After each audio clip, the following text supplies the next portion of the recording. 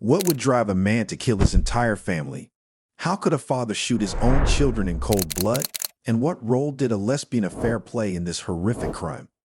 These are some of the questions that haunt the Kahler family case, one of the most shocking and controversial cases of mass murder in Kansas history.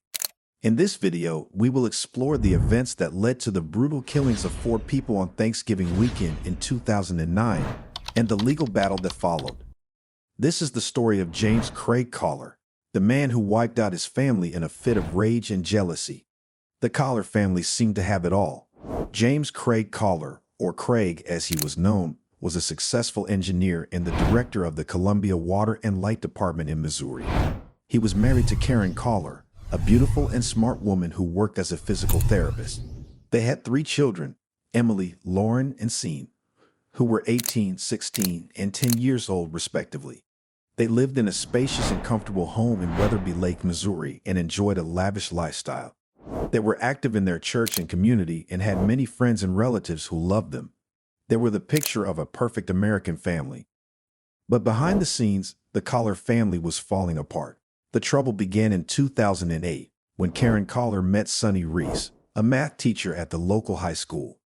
The 2 women became friends and soon developed a romantic relationship. Karen realized that she was gay and decided to leave her husband and pursue her new love. She filed for divorce in June 2009 and moved out of the family home with the children. She also sought a restraining order against Craig, claiming that he was abusive and threatening. Craig was devastated and enraged by his wife's betrayal. He blamed Sonny for ruining his marriage and turning his children against him. He became obsessed with getting revenge on his wife and her lover and getting custody of his children. He hired a private investigator to spy on Karen and Sonny and tried to use their sexual orientation as a weapon in the divorce proceedings. He also harassed and stalked them, sending them hateful messages and emails and showing up at their places of work and residence. He even threatened to kill them on several occasions. On November 28, 2009, the Kahler family was spending the Thanksgiving weekend at the home of Karen's grandmother, Dorothy White, in Burlingame, Kansas. She was a kind and generous woman who welcomed her granddaughter and great-grandchildren with open arms. She was also aware of Karen's situation and supported her decision to leave Craig and be with Sonny. Sonny was also invited to join the family for the holiday, but she declined, fearing that Craig might show up and cause trouble. She was right to be afraid. On the evening of November 28, Craig drove to Burlingame, armed with a .223 caliber rifle and a handgun. He parked his car a few blocks away from Dorothy's house and walked through the dark and snowy fields. He reached the house around 5:30 p.m. and entered through the back door. He found Karen and Sean in the kitchen, washing some coins that they had collected. He shot Karen in the back of the head, killing her instantly.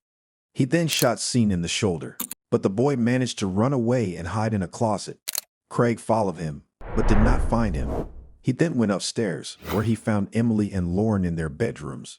He shot Emily in the chest and Lauren in the head, killing them both. He then went back downstairs, where he found Dorothy in the living room, watching TV. He shot her in the chest and then in the head, killing her as well. He then left the house and drove away. The trial of Craig Kahler began in August 2011 in Osage County, Kansas. The prosecution argued that Craig was a cold-blooded and calculated killer who planned and executed the murders out of anger and revenge. They presented evidence of his obsession and harassment of his wife and her lover, his threats and violence, and his lack of remorse. They also pointed out that he spared his son, who was the only one who still loved him, and that he confessed and surrendered, showing that he knew what he had done was wrong.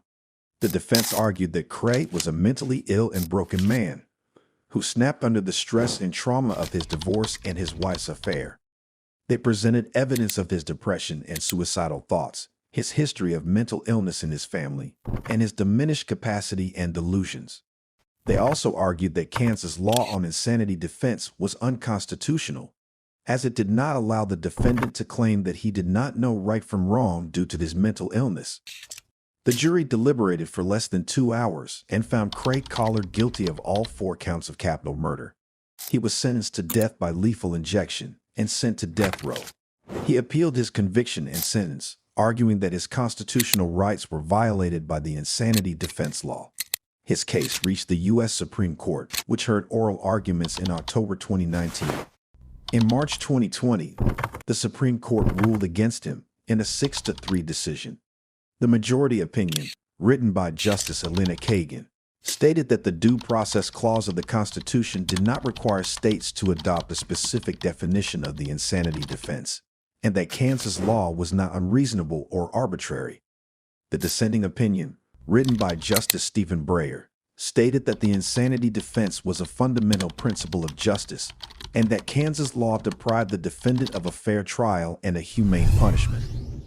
The only survivor of the Kahler family massacre was Sean Kahler, who was 10 years old at the time of the murders. He witnessed his father shoot his mother and escaped with a gunshot wound to the shoulder.